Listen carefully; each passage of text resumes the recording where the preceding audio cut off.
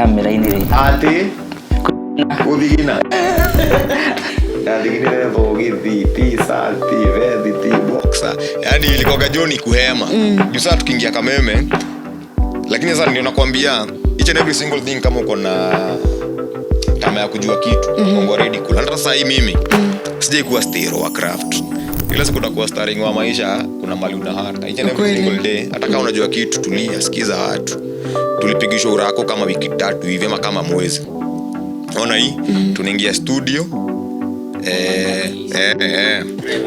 unaambiwa hii ni kamera yako hii ni kamera wacheki kuna hizo dry runs na ndio na co-host kana wewe kana Shiko aya mabandili hamwe nikiingia Kameme tukiingia Kameme Shiko walikuwa naenda kubarikiwa na Katoi Lumeda Modoge standing for her so ni tulipiga na screen test na Demblana alikuwa anaitwa Ivy Ivy ni wajita ile Shiko die kuna demo na kanali Ivy ni alikuwa anamshikilia so ilikuwa ni kitu mpya kwetu sisi wote.